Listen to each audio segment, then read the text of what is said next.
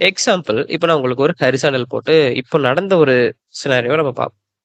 அடுத்து நம்ம நடக்க போறத பார்ப்போம். அடுத்து நம்ம இந்த விஷயத்த நான் உங்களுக்கு தெளிவுபடுத்துறேன். இப்போ ஹரிசாண்டல் எடுத்துக்கிறேன். இப்போ இந்த லைனுக்கு நான் டார்கெட் பண்றேன். இங்க இருக்கக்கூடிய காமன் லெவல் இப்போ இங்க இருந்தே பாருங்க. செல்லர் வராங்க. இது வரைக்கும் செல்லர் வந்திருக்காங்க. பையர் பிரஷர் இருக்கு. கரெக்ட்டா? அகைன் இந்த மாரி ஒவ்வொரு விக்கும் செல்லர ஃபர்ஸ்ட் கொண்டுட்டு வரும்போது லோவர்ல இருந்து பையர் புஷ் பண்றாங்க. அகைன் இங்க செல்லர் பையர் புஷ். செல்லர் வராங்க பையர் புஷ். அப்ப இது எல்லாத்தையுமே சேர்த்து நம்ம என்ன பண்றோம்? ஒரு காமன் லெவல்ல டிரா பண்ணிட்டோமா? காமன் லெவல்ல டிரா பண்றோமா? இப்போ இந்த ஹரிசாண்டல்ங்கிறது உங்களுக்கான என்ன விஷயம்? இந்த ஹரிசாண்டல்ங்கிறது என்ன?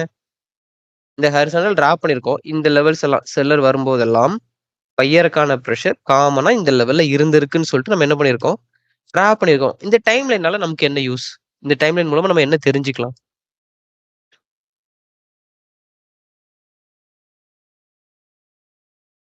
பிரைஸ் ரியாக்ட் ஆன ஏரியா.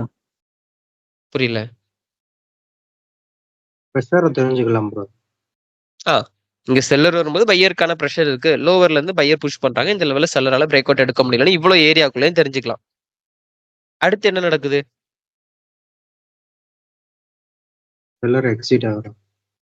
அதாவது பையருக்கான பிரைஸ் பிரஷர் மெஜாரிட்டி வைஸ்ல செல்லரை விட அதிகமா இருந்த ஏரியாவை இங்க யாரு பிரேக் அவுட் எடுக்கிறாங்க? செல்லர். அப்படின்னா என்ன அர்த்தம்? இங்க அது வரைக்கும் வந்த செல்லரை கண்டினியூ பண்ண விடாம பையர் புஷ் பண்ணியிருக்காங்க. இப்போ அந்த லெவல்ல பிரேக் அவுட் எடுக்கிற அளவுக்கு இங்க யார்கிட்ட வால்யூம் அண்ட் வேல்யூ பிரஷர் ஸ்ட்ராங்கா இருக்கு? செல்லர். விஷயம் புரிஞ்சுதுங்களா? அப்ப இங்க செல்லர் பிரேக் அவுட் எடுக்கிறாங்கன்னு சொல்லும்போது இந்த டைம் லைன் அப்படிங்கிறது யாருக்கான மெஜாரிட்டி பிரஷர்ல இருக்கும்? செல்லர் தான். யாருக்கான மெஜாரிட்டி? அவ்வளவுதான். இதுதான் ஃபர்ஸ்ட் பாயிண்ட். நீங்க ஓவரால் மார்க்கெட்ல வந்து பைனரியா இருந்தாலும் சரி, ஃபாரெக்ஸா இருந்தாலும் சரி, பிடிசி கோல்டு எங்க போனாலும் சரி, நீங்க ஃபர்ஸ்ட் மேஜரா தெரிஞ்சுக்க வேண்டிய விஷயம் இது ஒண்ணுதான். சரி ப்ரோ, இதை நான் தெரிஞ்சுக்கிட்டேன். அப்ப இது மட்டும் இருந்தா என்னுடைய ட்ரேடு ப்ராஃபிட் ஆயிடுமாங்கிறது அடுத்த விஷயம். ஆனா இந்த லெவலுக்கு மார்க்கெட் தரக்கூடிய ஆன்சர்ங்கிறது இப்படிதான் இருக்கணும். உங்க லெவல் செல்லருக்கான ப்ரெஷர் இருக்கக்கூடிய ஏரியா காமன் லெவல்ல நான் டிராப் பண்ணிருக்கேன் அப்படின்னா அங்க வரக்கூடிய பதில் இந்த மாதிரி இருக்கணும். அந்த லெவலை ரீச் பண்ணதும் யார் என்ட்ரி ஆகணும்? யார் என்ட்ரி ஆகணும்?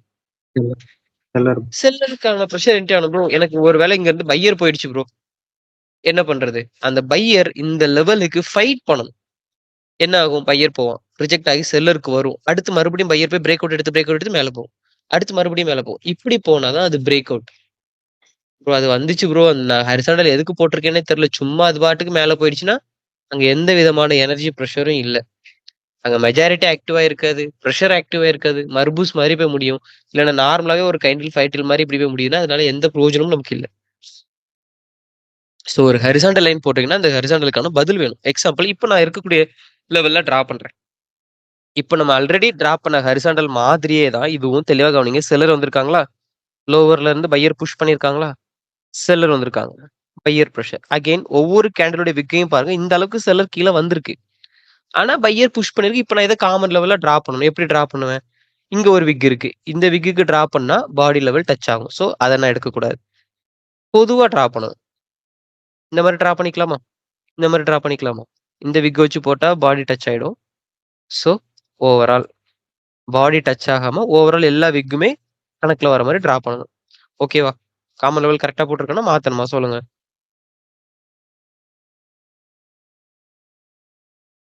கரெக்டா? கரெக்ட் தான். சரியா? கரெக்ட் தான் ப்ரோ. சரி. அப்போ ஒரு விஷயத்த மைண்ட் பண்ணுங்க. இப்ப இந்த லெவல் வரும்போது நான் செல்லருக்கான ட்ரேட் என்ட்ரி எடுக்க போறேன். ஓகே, நான் எடுத்துட்டேன்னு வச்சுப்போம். ட்ரேட் மிஸ் பண்ணிட்டேன். இப்ப இந்த இடத்துக்கு நான் எடுத்துட்டேன்னு வச்சுக்கோங்க. ரிஜெக்ஷன் இருக்கா இந்த இடத்துல? இந்த இடத்துக்கு இப்ப மார்க்கெட் ரிஜெக்ஷன் கொடுத்துச்சா இந்த லெவல ரீச் பண்ணதும்? இல்ல ப்ரோ. அதை ரீச் பண்ணதும் பெரிய அளவு இல்ல. ஃபர்ஸ்ட் கேள்விக்குறி அதுதான். இப்ப மேபி இப்ப லாஸ்ட் 16 செகண்ட்ல இது கீழே வரலாம், இல்ல அடுத்த கண்டில கீழே போகலாம். அது நமக்கு தேவையில்லை. இந்த லெவல் நான் செல்லருக்கான ப்ரெஷருக்கு நான் வைக்கிறேன்னா அந்த ப்ரெஷருக்கு மார்க்கெட்ல எனக்கு அந்த டச்ல அந்த லெவல்ல டச் பண்ணது மார்க்கெட்ல எனக்கு ரிஜெக்ஷன் இருந்துச்சா அப்படின்னு கேட்டதுக்கு இருக்கிறது ஃபர்ஸ்ட் கேள்விக்குறி. நான் ட்ரேட் எடுத்துட்டேன், இல்ல ட்ரேட் எடுக்க போறேன், அது செகண்ட். ஃபர்ஸ்ட் அந்த லெவலுக்கு ரிஜெக்ஷன் ப்ரெஷர் இருந்துச்சா அப்படிங்கிறத பார்க்கணும். இந்த இடத்த பொறுத்த வரைக்கும் இல்ல. அப்ப ஏன் இல்லைன்னு ஒரு கொஸ்டின் வரும். அப்போ நீங்க அனலைஸ் பண்ண வேண்டிய விஷயம் என்னன்னா, இங்க எனக்கு செல்லர் வரும்போது பையருக்கான ப்ரெஷர் இருக்கு. அந்த லெவல்ல செல்லர் பிரேக் அவுட் எடுத்துருச்சு. பிரேக் அவுட் எடுத்து செல்லர் வருதுன்னு சொல்லும்போது ஃபர்ஸ்ட் விஷயம் இங்க செல்லர் கிட்ட என்ன இருக்கணும்? கண்டினியூஷன். கண்டினியூஷன். எஸ். அது எதனாலனா கன்டினியூஷன் அப்படிங்கிறது ஒரு பிரைஸ் உடைய இன்வால்வ்மெண்ட் அங்க நல்லா இருக்கு. இப்ப இந்த லெவல்ல இருக்கக்கூடிய பையருக்கான பிரைஸ் பிரஷரை செல்லர் பிரேக் அவுட் எடுக்கிறாங்கன்னு சொல்லும்போது அந்த செல்லர் வேல்யூ வைஸ்ல ஸ்ட்ராங்கா புஷ் பண்ணுது. செல்லர் டிராப் ஆகும்போது அங்க வேல்யூ நல்லா இருக்குங்கிறத கன்டினியூஷன் மூலமா தெரிஞ்சுக்க முடியும். இப்போ வேல்யூ நல்லா இருக்கு அதை ரிஜெக்ட் பண்ணி பையர் போறாங்கன்னு சொல்லும்போது இங்க என்ட்ரி ஆனது வேல்யூ. பிரேக் அவுட் எடுத்திருக்கிறது வேல்யூ பிளஸ் வால்யூம். ஸோ அது கண்டிப்பா இங்க ரிஜெக்ஷன் பிளஸ் ரிவர்சல் பிரஷர் கொடுக்கும். அப்படி இல்லைன்னு சொல்லும்போது இங்க உங்களுக்கு ஃபார்ம் ஆயிருக்கு பாத்தீங்களா? இந்த மாதிரி ஃபார்ம் ஆகும். நான் ஸ்டார்டிங் சொன்னது டிரா பண்ணி பார்த்தோம் இல்லையா? Extra volume.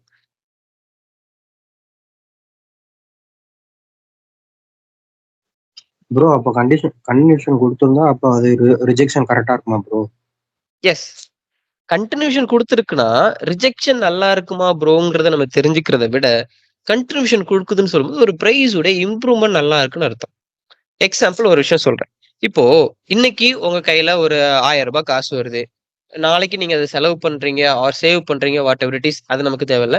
இன்னைக்கு 1000 ரூபாய் சம்பாதிக்கிறீங்க, நாளைக்கு 1000 ரூபாய் சம்பாதிக்கிறீங்க, அடுத்து ஒரு வாரம் லீவு, வேலைக்கே போல, அடுத்து ஒரு நாள் 1000 ரூபாய் சம்பாதிக்கிறீங்க, அடுத்து 2 நாள் லீவு. இப்படி போயிட்டு இருந்துச்சுன்னா உங்ககிட்ட உங்களை பாக்குறவங்க என்ன சொல்லுவாங்க? ஏப்பா பெரிய வால்யூம் வச்சிருக்கான், ஒரு நாள் போனா 1000 ரூபாய் சம்பாதிக்கிறான், ஆனா டெய்லியும் வேலைக்கு போக மாட்டேங்கான். ஆனா நீங்க இன்னொருத்தவங்க கிட்ட போய் என்ன சொல்லுவீங்க? ஒரு நாளைக்கு 1000 ரூபாய் சம்பாதிக்கிறோம்ப்பா, ஆனா மாசத்துல 4 நாள் தான் வேலை இருக்கு, பிரயோஜனமே இல்லை. இப்படிதானே சொல்லுவோம். ரியாலிட்டி தானே? ஆமா தானே? ஆமா ப்ரோ. அப்படின்னா என்ன அர்த்தம்? என்கிட்ட வால்யூம் இருக்கு, நான் 8 மணி நேரம் வேலை பார்க்குறேன், 8 மணி நேரத்துக்கு 1000 ரூபாய் கிடைச்சிடுது. ஆனா என்கிட்ட கன்டினியூஷன் இல்ல, பிரைஸ் இம்ப்ரூவ்மெண்ட் இல்ல, பிரைஸ் டெவலப்மெண்ட் இல்ல. ஒரு நாளைக்கு ஒருத்தன் 100 ரூபாய் சம்பாதிக்கிறான், 30 நாள் அவன் கண்டினியூவா சம்பாதிச்சா கூட ஓரளவு சம்திங் 9000 ரூபாய் கிட்ட வந்துடும். நான் ஒரு நாளைக்கு 1000 ரூபாய் சம்பாதிக்கிறேன், ஆனா மாசமே 3 நாள் 4 நாள் தான் வேலைக்கு போறேன்னு சொல்லும்போது அங்க வால்யூம் பெருசுதான், ஆனா வேல்யூ ரொம்ப லோ. சோ நமக்கு தேவை வால்யூமா வேல்யூவானா வால்யூம் வித் வேல்யூ. ரொம்ப ஃபைட்டிங் கேண்டில் அடுத்தடுத்து 3 கேண்டில் வந்தாலும் நமக்கு பிரோஜனம் இல்லை. எக்ஸாம்பிள் இங்க இருக்கு பாத்தீங்களா? இதே மாதிரி செல்லர் ஃபைட் பண்ணி 3 பேர் வந்தாச்சுன்னா அது பெரிய கன்டினியூஷன் நம்ம கால்குலேட் பண்ண முடியாது, அது ஃபைட்டிங். அது ஏன் ப்ரோ நம்ம கன்டினியூஷன் அப்படி ஒரு ஃபைட்டிங் கேண்டில் வருது? எக்ஸாம்பிள் இந்த மாதிரி ஒரு இன்வென்டட் ஹேமரு, அடுத்து இந்த மாதிரி ஒரு ஸ்பின்னிங் டாப், அடுத்து ஒரு இந்த மாதிரி ஒரு கேண்டில் இப்படி வந்தாலும் இது செல்லருடைய கன்டினியூஷன் தான். ஆனா இங்க வேல்யூ இருக்காது. ஏன் ப்ரோ அப்படின்னா 1000 ரூபாய் சம்பாதிக்கிறேன், 800 ரூபாய் செலவு பண்ணிடுறேன் இந்த ஃபர்ஸ்ட் கேண்டில்ல. ரெண்டாவது கேண்டில்ல 1000 ரூபாய் சம்பாதிக்கிறேன், 900 ரூபாய் செலவு பண்ணிட்டேன். அடுத்த கேண்டில்ல 1000 ரூபாய் சம்பாதிக்கிறேன், 1000 ரூபாயும் செலவு பண்ணிட்டேன். இப்படி இருந்துச்சுன்னா அந்த கன்டினியூஷன்ல வேல்யூ நல்லா இருக்குமா? வேல்யூவும் இருக்காது, வால்யூமும் இருக்காது. அதனாலதான் ரொம்ப ஃபைட்டிங் கேண்டிலா இருக்கக்கூடியது நம்ம எது கூட ஆட் பண்ண மாட்டோம்? கன்டினியூஷன்ஸ் கூட ஆட் பண்ண மாட்டோம். விஷயம் புரியுதுங்களா? இந்த மாதிரி இருக்கணும். இங்க பையர் கண்டினியூ பண்ணிருக்காங்க பாத்தீங்களா? இந்த மாதிரி வரணும். இது ஓகே. இதை விட ரொம்ப சின்னதா ஃபைட் பண்ணி வரக்கூடாது. ஸோ வால்யூமுக்கும் வேல்யூவுக்கும் நம்ம இம்பார்ட்டன்ட் கொடுக்கணும். அப்படி கொடுக்குறோம்னா நமக்கான ஆன்சர் நல்லா இருக்கும், நமக்கான லெவலுக்கு பதில் நல்லா இருக்கும். ஸோ இந்த லெவல்ல நம்ம ட்ரேட் எடுத்தா ட்ரேட் ப்ராஃபிட்டா? ட்ரேட் ப்ராஃபிட் தான். நான் ரிவர்சல் எதிர்பார்க்கிறேன், 2 நிமிஷத்துக்கு எடுப்பேன், ஆர் இந்த கேனல் முடிச்சு அடுத்த கேனல் முடிகிற மாதிரி எடுப்பேன், எனக்கு ட்ரேடு ப்ராஃபிட் தான். ஆனா நான் தெளிவான ட்ராக்ல போறேன்னா ஒரு பிரைஸ் உடைய ஃபண்டமெண்டல் அனாலிசிஸ் நம்ம கிட்ட தெளிவா இருக்கா அப்படிங்கிறதுக்கு கேள்விக்குறி மாதிரி வச்சிடக்கூடாது. புரியுதுங்களா? இது ரொம்ப பேசிக்.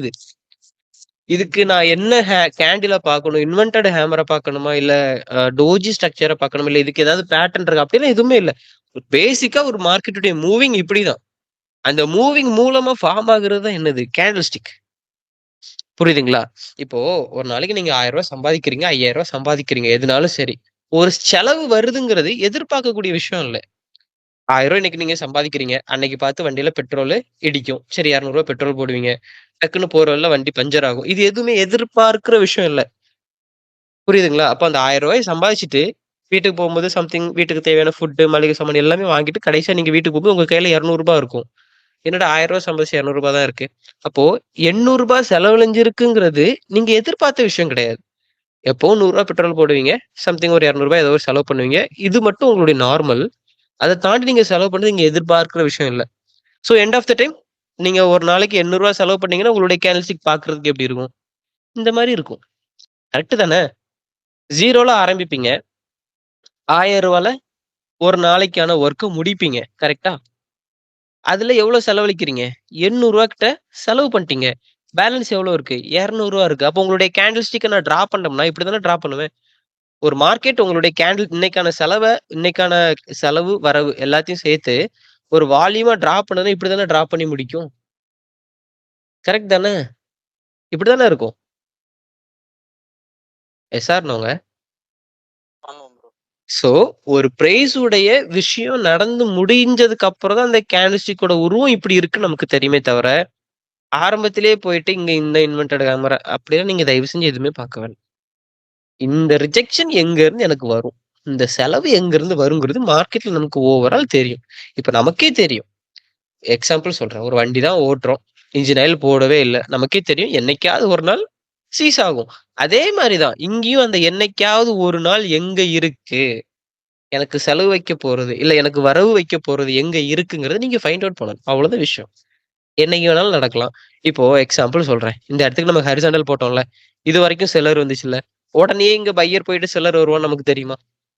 தெரியாது. ஆனா என்னைக்கு ஒரு நாள் இந்த லெவலுக்கு வந்தாலும், அங்க செல்லருக்கான பிரைஸ் பிரஷர் என்டர் ஆகுங்கிறது நமக்கு தெரியும். சோ, நமக்கு ஜர்னில நம்மளுடைய லைஃப் ஜர்னில எந்த ஒரு விஷயத்த நம்ம ஃபாலோ பண்றோமோ, காசு அடிப்படையில, அத அப்படியே நீங்க மார்க்கெட்டுக்குள்ள அப்சர்வ் பண்ணி கொண்டுட்டு வந்தா போதும். ஏன்னா மார்க்கெட் வந்து ஒவ்வொரு பிரைஸ் வேல்யூவையும் எடுத்து, அதுலருந்து ஒவ்வொரு கன்டினியூஷன்ஸ குடுத்து தான் மூவ் ஆகும். வினோதமாலாம் இல்ல. என்ன கன்டினியூவா 2, 3 அனலைஸ் லூஸ் ஆகும்போது நம்மளுடைய மைண்ட நம்ம வந்து என்ன பண்ணுவோம்? லூஸ் பண்ண ஆரம்பிப்போம். அதுதான் நம்மளுடைய லூசிங்குக்கு மேஜர் ரீசனா இருக்குமே தவிர, மார்க்கெட்ட நம்ம தெளிவா படிச்சுட்டு பெரிய அளவுல லூசிங்ல இருக்க மாட்டோம். புரியுது.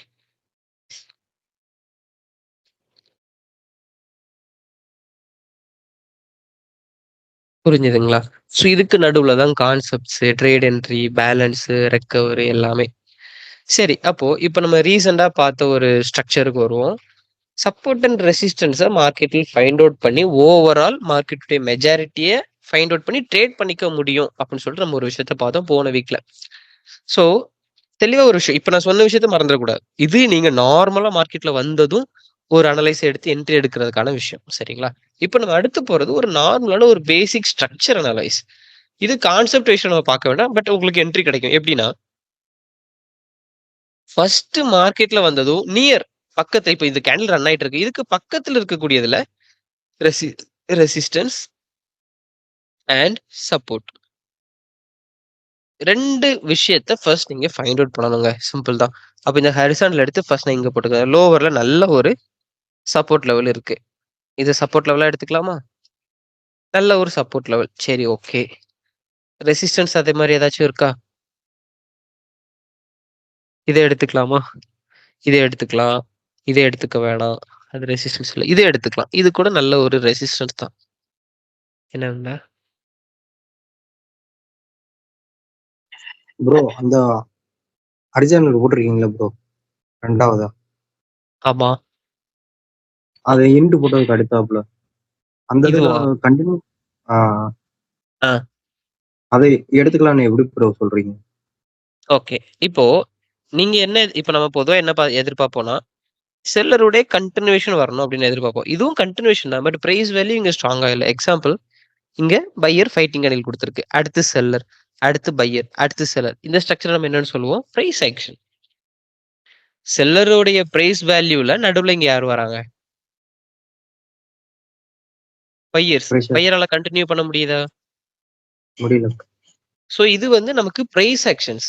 சோ இத வந்து நம்ம வந்து சாரி இப்படி இருக்கிறதுனால நம்ம வந்து இத ரெசிஸ்டன்ஸா எடுக்கக்கூடாது அப்படி இல்ல. ரெசிஸ்டன்ஸ்ங்கிறது ஒரு கன்டினியூஷன்ல இருந்து பிரைஸ் ரிஜெக்ட் ஆகி ரொம்ப ஃபைட் பண்ணாம டைரக்ட்டா இன்னொரு பிரைஸ்க்கு சேஞ்ச் ஆகணும். சிஹெச் சேஞ்ச் ஆஃப் கேரக்டர் நமக்கு ஃபார்ம் பண்ணுதுன்னு சொல்லும்போது, அத நம்ம ரெசிஸ்டன்ஸ்ன்னு எடுக்கிறோம். 2 கேண்டில் தான் வந்திருக்கு. அதுக்கப்புறம் ஃபார்மிங்கே இல்ல. டைரக்ட்டா பையர் மேல வராங்க. வரக்கூடிய பையர் கிட்ட கன்டினியூஷன் இருக்கு. 2 பையர குடுத்து ஒரு பேஸ் ஸ்ட்ரக்சர கிரியேட் பண்ணுதுன்னு சொல்லும்போது, இந்த லெவல்ல நம்ம 6ன்னு போட்டிருக்கேன் இல்லையா? அந்த இடத்துல நம்ம ரெசிஸ்டன்ஸ்ன்னு எடுக்க வேண்டாம். சரிங்களா? பட் நீங்க இப்ப சொல்றது கரெக்ட். உங்க மைண்ட்ல இருக்கக்கூடிய டவுட்ட நீங்க தெளிவா ஃபாலோ பண்ணுங்க. மேக்ஸிமம் நீங்க பார்க்கக்கூடிய ரெசிஸ்டன்ஸ் கன்டினியூஷன்ஸோட இருக்குச்சுன்னா இன்னும் பெட்டர் ரிசல்ட் தான். நீங்க எந்த அளவுக்கு உங்களுடைய அனலைஸுக்கு ஷார்ப்பான பாயிண்ட்ட குடுக்குறீங்களோ, அந்த அளவுக்கு அதோட பலன் நல்லா இருக்கும். இப்ப நம்ம எக்ஸாம்பிளுக்கு இந்த நைஃப ஷார்ப் பண்றோம்ல, அந்த மாரி தான். எந்த அளவுக்கு நம்ம ஷார்ப்னஸ் குடுக்குறோமோ, அந்த அளவுக்கு அதுக்கான ரிசல்ட் இருக்கும். சிம்பிள் தான். ஸோ இந்த இடத்துல நான் இதை எடுத்துக்கிறேன். இந்த சப்போர்ட் லெவலையும் எடுத்துக்கிறேன். தென் அதே மாதிரி இந்த ரெசிஸ்டன்ஸ் நான் எடுக்கிறதா இருந்தாலும் ஓகே. இல்ல இது வீக்கா இருக்கு. எனக்கு இதுல ஒரு முழு மனப்பான்மை இல்ல. கன்டினியூஷன்ஸ் மட்டும் தான் நான் ஃபாலோ பண்ணுவேன்னா, இந்த ஹையர் எடுத்துக்கலாம். இந்த ஹையர் இல்ல சாரி. இங்க இருக்கு, மேல இருக்கு. இது எடுத்துக்கலாம். சரிங்களா? ஸோ அது ரொம்ப ஹையா இருக்கிறதுனால, நான் இப்போதைக்கு டீச் பண்றதுக்கு இந்த லெவல்ல எடுத்துக்கிறேன். சரி. இந்த மாதிரி நியர் இருக்கக்கூடிய சப்போர்ட் அண்ட் ரெசிஸ்டன்ஸ நம்ம எடுத்துக்கணும். எடுத்துட்டு, அதுல எந்த level first of all break out ஆயிருக்குங்கிறது கவனிக்கணும். இந்த லெவல் பிரேக் அவுட் ஆயிருக்கு. அப்போ தெளிவா கவனிங்க. இங்க பிரைஸ் வேல்யூ நல்லா இருக்கு. பிரைஸ் டெவலப்மெண்ட் நல்லா இருக்கு. பிரைஸ் வேல்யூ நல்லா இருக்கு. பிரைஸ் டெவலப்மெண்ட் நல்லா இருக்கு. பிரைஸ் டிராப் நல்லா இருக்கு. So resistance, support. இப்போ இந்த சப்போர்ட் லெவல்ல மார்க்கெட் ஃபர்ஸ்ட் என்ன பண்ணிருக்காங்க? பிரேக் அவுட் எடுத்திருக்காங்க. எப்படி ப்ரோ இத பிரேக் அவுட்னு சொல்றோம்? ஏன்னா நெக்ஸ்ட் பையர் வரும்போது இந்த லெவல்ல யார் என்ட்ரி குடுக்குறாங்க? பிரேக் அவுட் எடுத்தது யாரு? செல்லர். அப்பனா செல்லர் கிட்ட என்ன இருக்கும்? பையரை விட ப்ரெஷர் அதிகம். அவ்வளவுதான். பையருக்கான பிரைஸ் பிரஷரை விட இங்க செல்லருக்கான பிரஷர் அதிகமா இருக்கும். ஸோ இங்க பையரால அடுத்தடுத்து டீப்பான புஷ் பண்ண முடியல. பையர் போறாங்க, செல்லர் என்ட்ரி ஆகுறாங்க. அகைன் பையர் செகண்ட் டச் போறாங்க, seller pressure. Again buyer break out எடுக்கிற மாதிரி எடுக்கிறாங்க. பட் அது fake break out. Extra volume கொஞ்சோண்டு இருக்கு. ரிவர்ஸ் ஆகுது. அப்படின்னா இது வந்து பிரேக் அவுட் கிடையாது. ஜஸ்ட் எக்ஸ்ட்ரா வால்யூம் தான் மேல போயிருக்கு. சரிங்களா? பிரைஸ் ரிவர்ஸ் ஆகுது. தென் இப்போ இந்த லெவல் என்ன ஆகுது? பிரேக் அவுட் ஆகுது.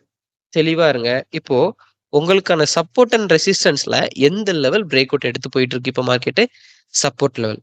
அப்போ இனிமே இந்த சப்போர்ட் லெவலுக்கு மார்க்கெட் ரீச் ஆகும்போது யாருக்கான பிரஷர் மார்க்கெட்ல என்ட்ரி ஆகும்?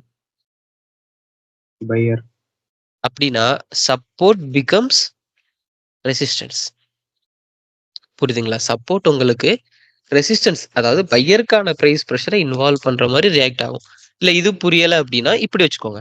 செல்லருக்கான பிரைஸ் பிரஷர் இருக்கக்கூடிய ஏரியாவை இங்க பையர் பிரேக் அவுட் எடுக்கிறாங்க. ஸோ இந்த லெவல்ல இப்ப யாருக்கான பிரஷர் அதிகமா இருக்கும்? செல்லர் வரும்போது. Buyer buyer. சரி, ஒரு அனலைஸ். இது உங்களுக்கான ஃபர்ஸ்ட் என்ட்ரி. ஃபர்ஸ்ட் என்ட்ரியா? இப்போ இங்க உங்களுக்கு ஒரு நிமிஷம் தும்மல் வருது.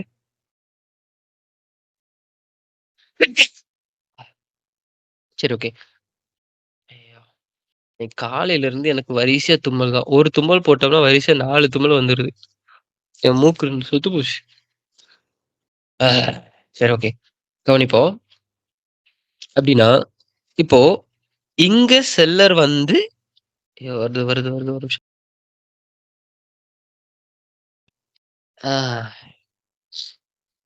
ஓகே, சரி. இப்போ இந்த லோவர் லெவல் அப்படிங்கிறது பையர் பிரைஸ் பிரஷர் ஸ்ட்ராங்கா இருக்கக்கூடிய ஏரியான்னு தெரிஞ்சிருச்சு. சாரிங்க டிஸ்டர்ப் பண்றதுக்கு. அகைன் சொல்றேன். இப்போ இந்த லெவல்ல கவனிங்க. இங்க பிரேக் அவுட் எடுத்துக்கிறது பையர் அப்படின்னா பையர் ஐயோ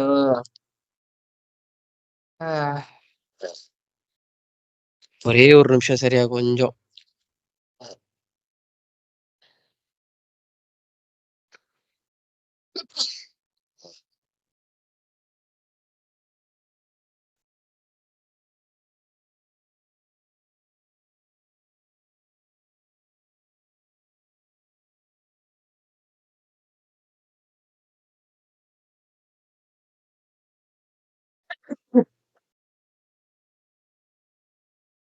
அதுல தான் பிரச்சனை. ஒன்ஸ் வந்துருச்சுன்னா அடுத்தடுத்து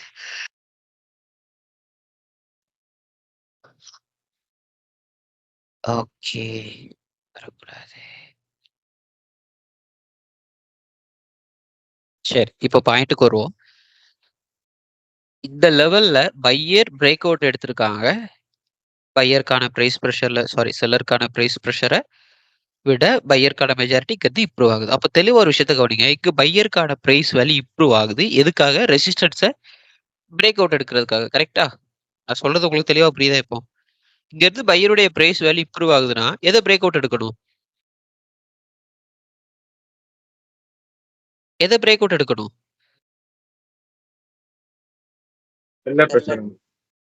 அதாவது ரெசிஸ்டன்ஸ். ரெசிஸ்டன்ஸ் செல்லருக்கான பிரைஸ் பிரஷர் கூடிய அப்ப தெளிவா கவனிங்க. இந்த லெவல்லயும் அப்ப யார் என்ட்ரி ஆவாங்க? பையர். ஏன் பையர் என்ட்ரி ஆவாங்க? எதுக்கு பையர் என்ட்ரி ஆகணும்னு சொல்லுங்க பாப்போம். Seller bro. அதான் reason. செல்லர்.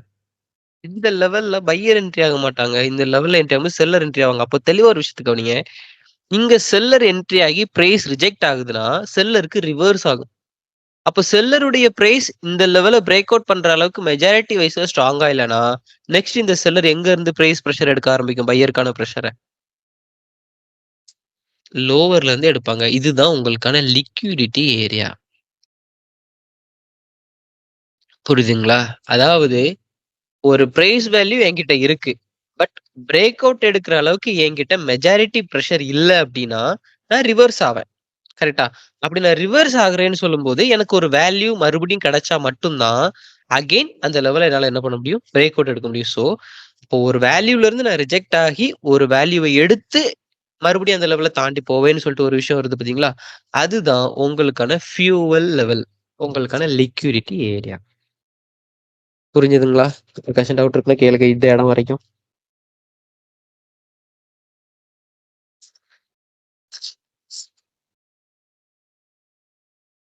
சரி, ஓகே. அப்படின்னா, ஃபர்ஸ்ட் விஷயம் செல்லருக்கான பிரைஸ் பிரஷர் இருக்கக்கூடிய ஏரியாவ பையர் பிரேக் அவுட் எடுத்த லெவல்ல நீங்க ஃபைண்ட் அவுட் பண்ணிட்டீங்க. பிரேக் அவுட் எடுத்த பையர் நல்ல ஒரு கன்டினியூஷன் கொடுத்து, நீங்க ஃபார்ம் பண்ணியிருக்கக்கூடிய ரெசிஸ்டன்ஸ் லெவல இப்ப பிரேக் அவுட் எடுத்து மேல போணும். இல்ல இதுக்குள்ளேயே ரன் ஆகணும். What ever it is. அது என்ன ஸ்ட்ரக்சர் வேணாலும் ஃபார்ம் பண்ணட்டும்.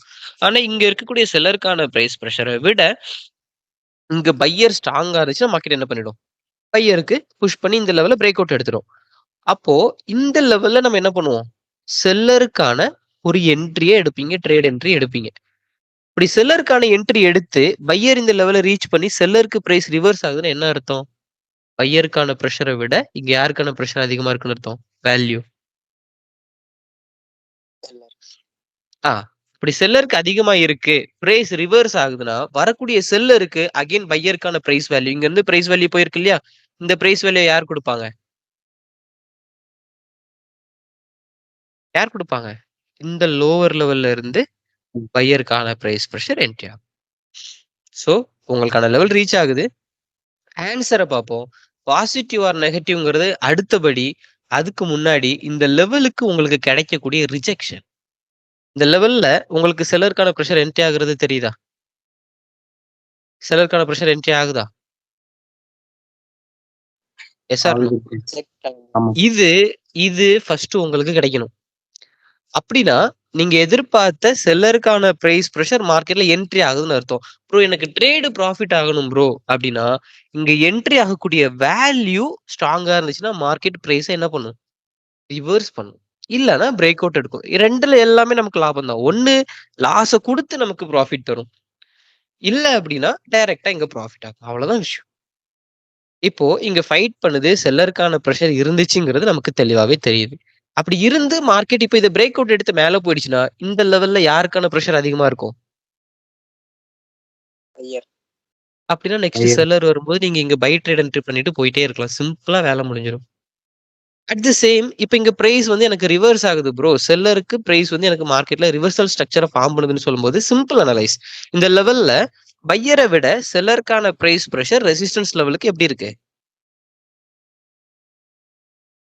எப்படி இருக்கு? வேல்யூவும், வால்யூமும் ஸ்ட்ராங்கா இருந்தா மட்டும் தான் பிரைஸ் லெவல் ரிவர்ஸ் ஆகும்னு நான் சொல்லியிருக்கேன். அப்போ இங்க ரிவர்சல் கிடைச்சிருச்சு. அப்படின்னா இங்க இருக்கக்கூடிய செல்லருக்கான பிரைஸ் பிரஷர் நல்லா இருக்கு. வால்யூம் வைஸ்ல நல்ல பிரஷர்ல தான் இருக்கு. வேல்யூ வைஸ்லயும் நல்லா இருக்குன்னா, நல்ல ஒரு செல்லருக்கான ஃபால் ஆகும்.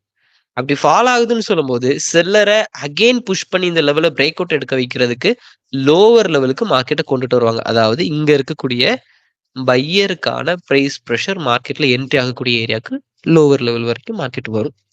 வந்து இந்த லெவல ரீச் பண்ணும்போது நீங்க பை பண்ணுவீங்க. அது உங்களுக்கு ஒரு ட்ரேட் ப்ராஃபிட் ஆகும். இல்ல ப்ரோ அது எனக்கு லூஸ் ஆகுது நான் என்ன பண்றது? இந்த லெவலுக்கு பை பண்ணுவீங்க. அப்படியே லோவர் போயிடுச்சுன்னா, ஃபர்ஸ்ட் இந்த லெவலுக்கு ஃபைட் பண்ணுதா? பையர் என்ட்ரி ஆகுதான்னு பார்ப்பீங்க. எல்லாம் என்ட்ரி ஆகுது. ஆனா பிரேக் அவுட் எடுத்து கீழ போயிடுச்சு. அகைன் இந்த லெவல்ல பையர் ரீச் பண்ணும்போது செல்லர் எடுத்து நீங்க ட்ரேட் என்ட்ரிய ஃபினிஷ் பண்ணிடுவீங்க. சோ இங்க லூஸ் ஆகுதுன்னா, இங்க ரெக்கவர் ஆகும். இங்க ப்ராஃபிட் ஆகுதுன்னா, உங்களுடைய அனலைஸ் உடைய கன்ஃபர்மேஷன் நல்லா இருக்கும். அடுத்தடுத்து நீங்க ட்ரேட் எடுக்கிறதுக்கான பாசிபிலிட்டிஸ் உங்களுக்கு ஒரு கான்ஃபிடன்ட் நல்லபடியா வரும். சரி, இப்போ இந்த லெவல் பிரேக் அவுட் எடுத்துடுச்சு. Seller reversal. பிரைஸ் நல்லா இருந்தா தான் என்ன ஆகும்னு சொல்லியிருக்கேன்? இந்த லெவல்ல ரிவர்ஸ் ஆயிருக்குன்னா பிரைஸ் நல்லா இருந்தா தான் ரிவர்ஸ் ஆகும். கரெக்ட்டா? ஆமாவா இல்லையா? ஆமா ப்ரோ. ஆமா bro. சோ பிரைஸ் ரிவர்ஸ் ஆகுற அளவுக்கு பிரஷர் குடுத்த லெவல்ல இப்ப யார் பிரேக் அவுட் எடுத்திருக்காங்க? பையர். அப்படின்னா இப்ப இந்த லெவல்ல யாருக்கான பிரஷர் ஸ்ட்ராங்கா இருக்கும்? Buyer. அவ்வளவுதான். 2வது என்ட்ரி. என்ட்ரி எடுக்கிறது விஷயம் இல்ல. அகைன் எப்பவும் போல நம்ம வாட்ச் பண்றது. அந்த லெவல்ல பையருக்கான பிரஷர் இருக்கா? ட்ரேட் பாசிட்டிவ் ஆகுது, லூஸ் ஆகுது. அது செகண்டரி. அகைன் சொல்றேன். ஃபர்ஸ்ட் அந்த லெவல்ல நான் என்ட்ரி எடுத்துட்டேன். பையருக்கான பிரஷர் எந்த அளவுக்கு இருக்குங்கிறத நம்ம ஃபர்ஸ்ட் பார்க்கணும். வெயிட் பண்ணி பார்ப்போம். சோ ஒவ்வொரு விஷயத்துல இருந்து நீங்க ஒவ்வொரு கீய எடுத்து அடுத்த கேண்டில பிரெடிக்ட் பண்ணுவீங்க. இதுதான் பைனரி மார்க்கெட். இதே விஷயம் நீங்க லாங் டர்ம் போறீங்க. நான் புரோக்கர் வைஸ்ல ட்ரேட் பண்ண போறேன். மெட்டா ட்ரேடர்ல ட்ரேட் பண்ண போறேன்னா, லாங் டர்ம் அனலைஸ் பண்ணுவீங்க. இப்ப இங்க இருந்து பையர் பிரேக் அவுட் எடுக்குறான். அப்படின்னா நெக்ஸ்ட் ரெசிஸ்டன்ஸ் லெவல்ல பிரேக் அவுட் எடுக்கணும். சோ இங்க வரைக்கும் வரும். இங்க டிபி 1:1, 1:2, 1:3, 1:4 இத்தனை லார்ஜ் சைஸ் வைக்கலாம். ஸ்ட்ராங் அனலைஸ் பொறுத்து அப்படின்னு புஷ் பண்ணுவோம். அவ்வளவுதான். டிஃபரெண்ட் வேற ஒண்ணும் பெருசா இல்லல்ல. அது பொசிஷன் மேக்கிங், இன்ட்ராடே, இது ஸ்கேல்பிங், ஷார்ட் டர்ம். அவ்வளவுதான். உங்களுக்கு தேவை இப்ப கூட இந்த ட்ரேட் லூஸ் ஆகலாம். லாஸ்ட் 1 செகண்ட்ல கூட கீழ வரலாம். ப்ரோ இது என்ன ப்ரோ நான் பை ட்ரேட் பண்ணேன். அது பைல போறதுனால எவ்ரிதிங் இஸ் ரைட் அப்படி இல்ல. நான் எதிர்பார்க்கிறது என்ன? ஒரு ஹரிசாண்டல் லைன நான் வச்சிருக்கேன். அந்த ஹரிசாண்டல் லைன நான் என்ன எதிர்பார்க்கிறேன்? அதுக்கு மார்க்கெட்டோட ரிசல்ட் எப்படி இருக்கு? அப்ப அந்த ரிசல்ட் எந்த அளவுக்கு நல்லா இருந்தா எனக்கு பாசிட்டிவா இருக்கும். எந்த அளவுக்கு பேடா இருந்துச்சு அந்த ட்ரேட் எனக்கு லூசிங்ல போகும். அப்படிங்கறத நம்ம அனலைஸ் பண்ணி. சோ இப்ப சொன்ன மாரியே லாஸ்ட்ல வந்து லூசிங் குடுத்துருச்சு. அப்போ இன்னும் நாம ஒரு தெரிஞ்சுக்க doubt. வேண்டியது என்ன? சொல்லுங்க சொல்லுங்க. ப்ரோ அந்த வேல்யூ செல்லருக்கான வேல்யூ சொல்றீங்களா ப்ரோ? அது எப்படி ப்ரோ சொல்றீங்க செல்லர்? அதாவது ப்ரோ ஒரு விஷயம் தெளிவா கவனிங்க. இப்போ இது வந்து ஒரு ரெசிஸ்டன்ஸ் லெவல். ஓகே. ஓகேங்களா? இந்த ரெசிஸ்டன்ஸ்னா ஆக்சுவலா என்ன? பையருக்கான வேல்யூவால இந்த லெவலுக்கு மேல என்ன பண்ண முடியல? ஆ போக முடியல.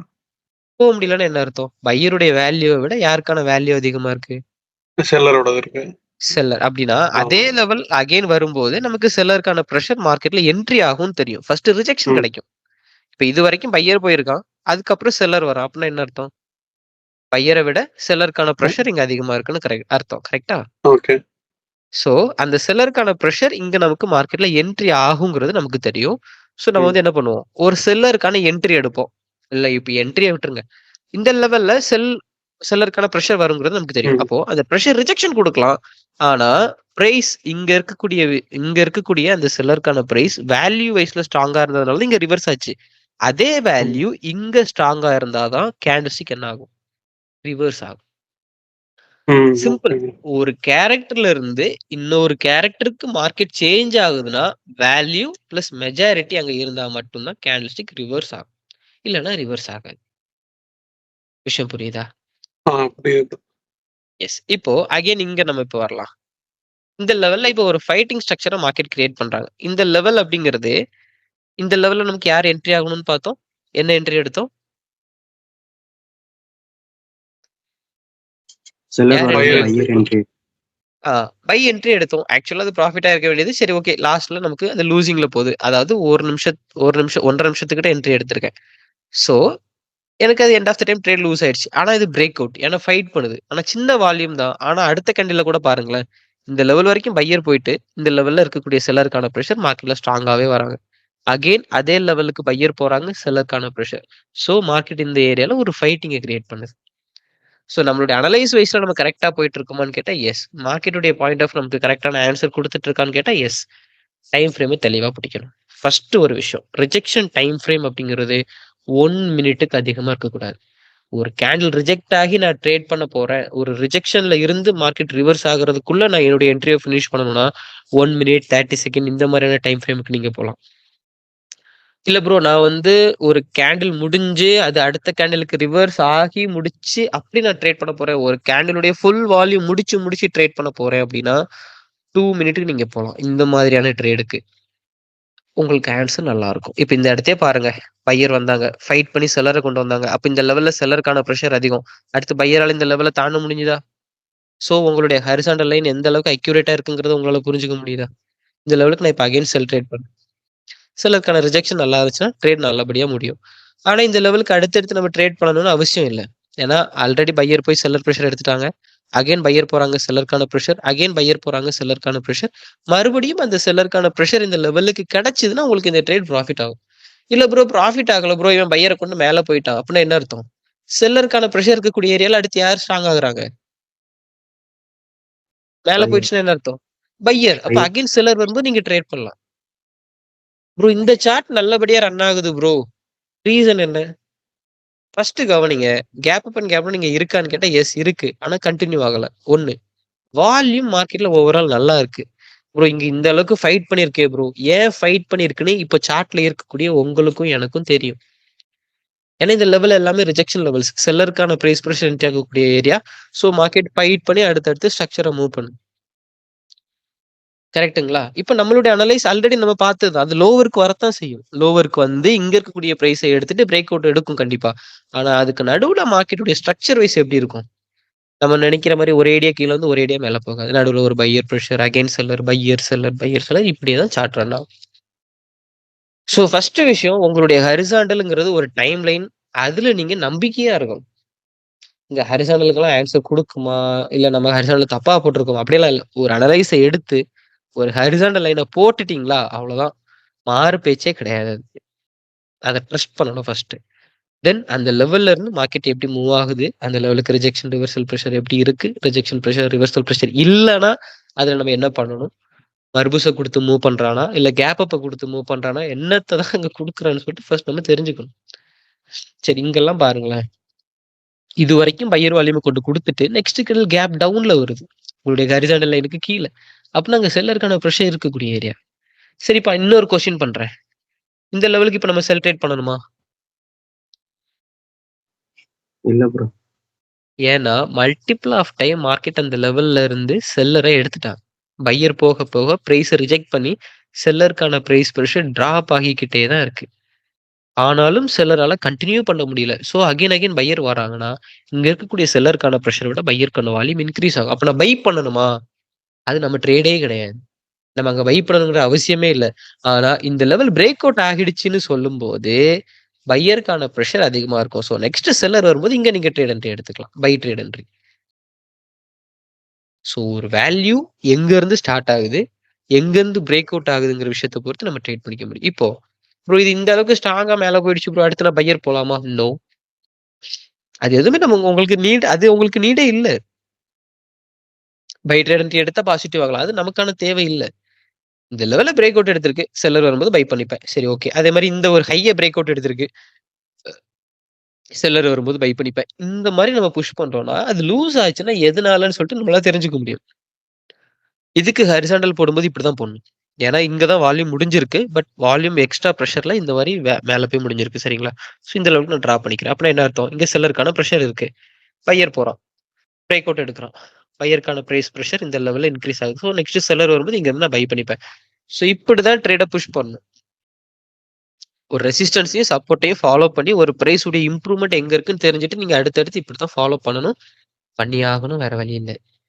ஸோ இதுலயே உங்களுக்கு 4-5 ட்ரேட் கிடைச்சிருங்க. இப்படியே நீங்க உங்களுக்குள்ளேயே நீங்க பேசிட்டே நீங்க தனியா ட்ரேட் என்ட்ரி எடுத்து ஒரு நோட்ல ஒவ்வொரு ட்ரேட் என்ட்ரி எதுக்காக எடுக்கணும் டக்குன்னு ஒரு டிரா என்ன பண்ணுவீங்க? இப்போ ஒரு கையில ஒரு பென் இருக்கு, பக்கத்துல ஒரு நோட் இருக்குன்னு வச்சுக்கோங்களேன். ஒரு ரெசிஸ்டன்ஸ், ஒரு கன்சாலிடேட், அகைன் இப்படி இது ஒரு டிரா மாதிரி இப்படி சும்மா நோட்ல இப்படி போட்டு வச்சுட்டு இந்த லெவலுக்கு என்ட்ரி எடுக்க போறேன். ஸோ இப்படி வந்து எடுத்தேன். இப்படி நீங்க டிரா பண்ணி இந்த ட்ரேடு பாசிட்டிவா லாஸ்ன்னு சொல்லிட்டு நோட்ல எழுதிட்டீங்கன்னா மறக்காது. நாள் ஆக ஆக ஆக ஆக உங்க மைண்ட்ல அது அப்படியே இருக்கும். சரிங்களா? ஸோ இப்போ தெரியுதா? ஸ்ட்ராங்கா ஒரு மர்பூஸை கொடுத்து இந்த அளவுக்கு பிரைஸை இம்ப்ரூவ் பண்ணிடுச்சு. இப்போ இந்த அளவுக்கு ஏன் ப்ரோ மேல போயிருக்கு? நடுவுல எவ்வளவு பிரேக் அவுட் இருக்குன்னு பாப்போமா? கண்டிப்பா இருக்கும், இல்லாமலாம் இருக்காது. இந்த லெவலுக்கு ஆன்சர் கொடுத்துருக்கணும். தெரியுதுங்களா? இந்த லெவலுக்கு ஆன்சர் கொடுத்துருக்கணும். பட் மர்பூஸை கொடுத்து தூக்கிட்டான். ஸோ இப்படிதான் ரன் ஆகும். நமக்கு தெரியும் மர்பூஸ் வருதுனாலே பைபாஸ் தான். ஒரு இடத்துல இருந்து இன்னொரு இடத்த தாண்டணும். ஆனா மர்பூஸ் வந்து ஸ்ட்ராங் கேண்டில் ஆக்சுவலா. ஆனா அதனால நமக்கு ப்ரோஜனம் இல்லை. நமக்கு அதனால லூசிங் தான் இருக்கு. பிரேக் அவுட் ஆகக்கூடிய ஏரியால நீங்க போயிட்டு ட்ரேட் பண்ணுவீங்க. ரிஜெக்ஷன் கிடைக்கணும். மர்பூஸ்ல ரிஜெக்ஷன்லாம் இருக்காது. ரிஜெக்ஷன் ப்ரெஷர் இருந்தாலுமே ரிவர்சல் பண்ண மாட்டோம். அப்படியே மேல போயிடும். நமக்கு trade end of the time மைனஸ்ல முடியறதுக்கான சான்சஸ் இருக்கு. ப்ரோ மர்பூஸ் அந்த டைம்ல மர்பூஸ் தான் வரும்னு எனக்கு எப்படி ப்ரோ தெரியும்? எண்ட் ஆஃப் த டைம் அது மர்பூஸ்ல முடியும் போதுதான் நமக்கு அது தெரியும். மேபி நம்ம அங்க ட்ரேட் என்ட்ரி எடுத்திருந்தா லூஸ் பண்ணியிருப்போம். ஆனா நமக்கு விஷயம் தெரியும்ல. மர்பூஸ் வந்தா அங்க என்ன நடக்குது? பைபாஸ் பண்ணி போறான். ஸோ பிரைஸ்ல அப்நார்மல் மேனிபுலேஷன் இருக்கு அப்படின்னு சொல்லிட்டு. ஸோ என்ன பண்ணணும்? அவாய்ட் பண்ணணும். ஒண்ணு அந்த இடத்துல அவாய்ட் பண்ணணும். இல்லன்னா அடுத்த ஸ்ட்ரக்சருக்காக நீங்க வெயிட் பண்ணி ட்ரேட் பண்ணணும். ஸோ அப்படி பண்ணிக்கிறது பெட்டரா இருக்கும். சரிங்களா? ஸோ இங்க இப்போ நான் அடுத்து ஃபாலோ பண்ணக்கூடிய விஷயத்துக்கு வச்சிருக்கேன். ராஜா ப்ரோ சொல்லுங்க ப்ரோ. ஹேண்ட் ரைஸ் பண்ணிருக்கீங்க. ப்ரோ மர்பூஸ் வருதுல ப்ரோ. இப்ப ஆ. அந்த இடத்துக்கு ரிஜெக்ஷன் ரிவர்சல் வரும்ல ப்ரோ. அத நம்ம அடுத்து எப்படி ப்ரோ அந்த இடத்த கம்ப்ளீட் பண்ணுதுன்றத நம்ம தெரிஞ்சுக்கிறது?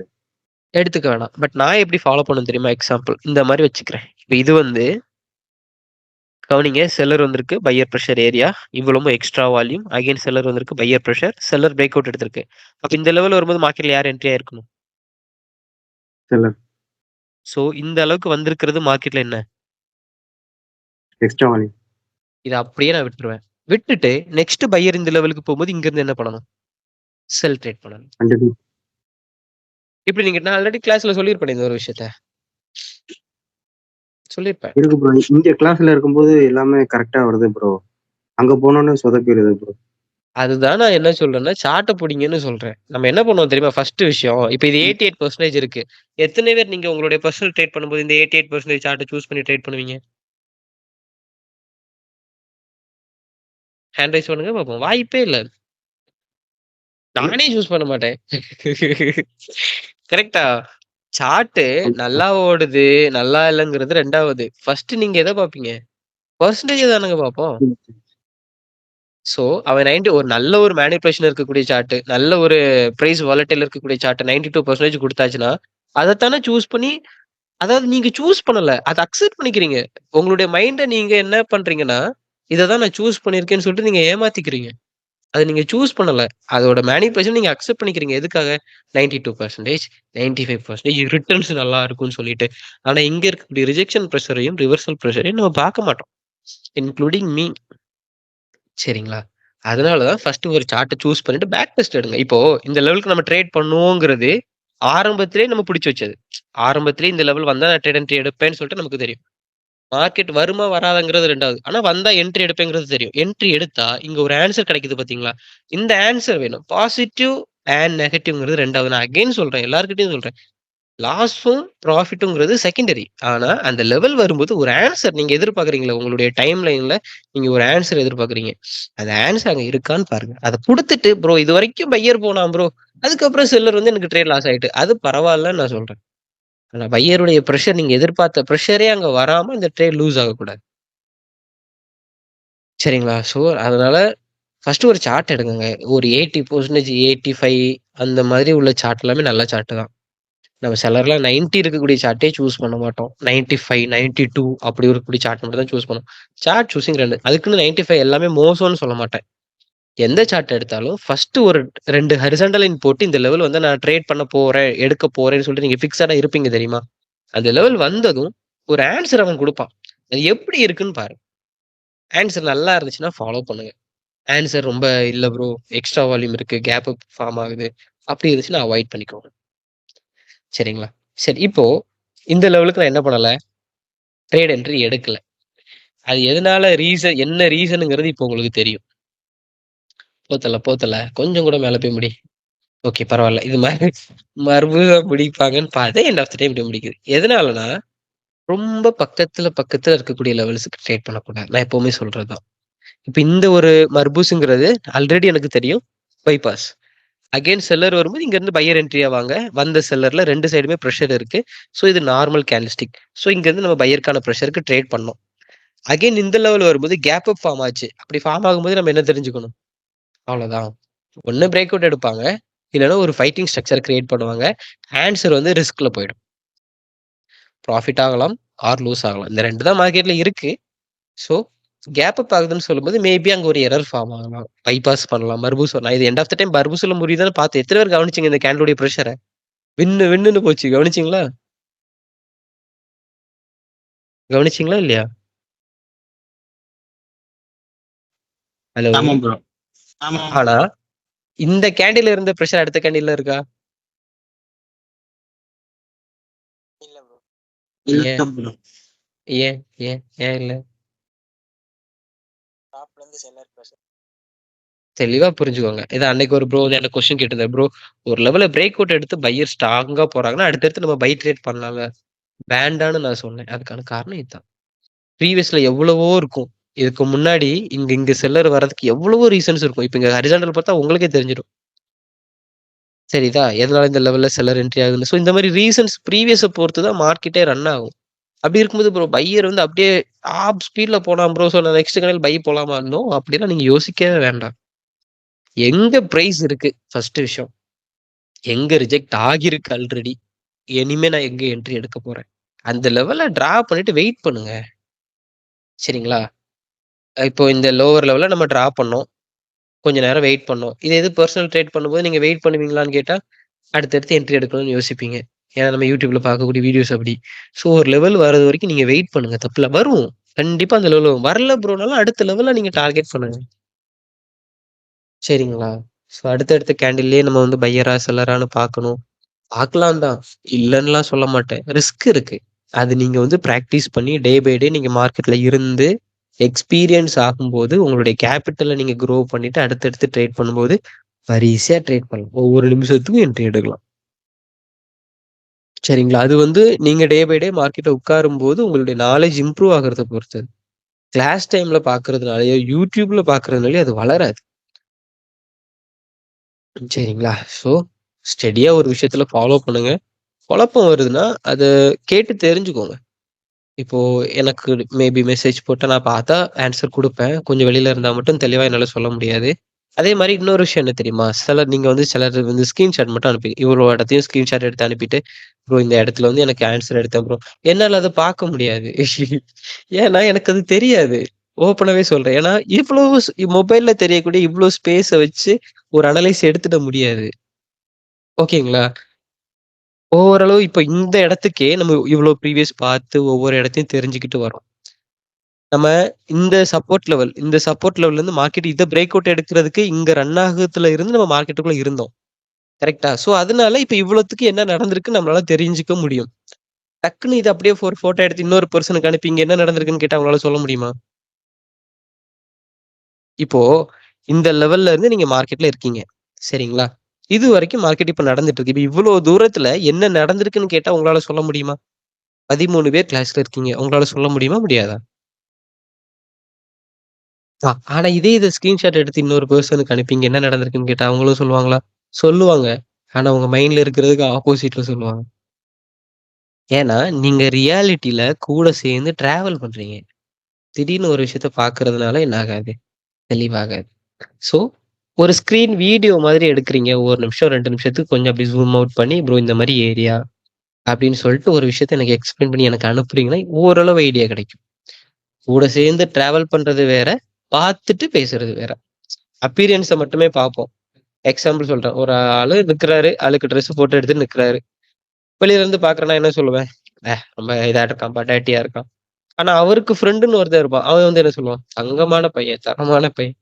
நான் சொல்றது உங்களுக்கு புரியுது இல்லையா? ஸோ அந்த மாரி தான். கூட சேர்ந்து மார்க்கெட்டு கூட சேர்ந்து நம்ம டிராவல் பண்ணா தான், அங்க என்ன நடந்திருக்கு, என்ன நடந்துட்டு இருக்கு அப்படிங்கிறது நமக்கு தெரியும்.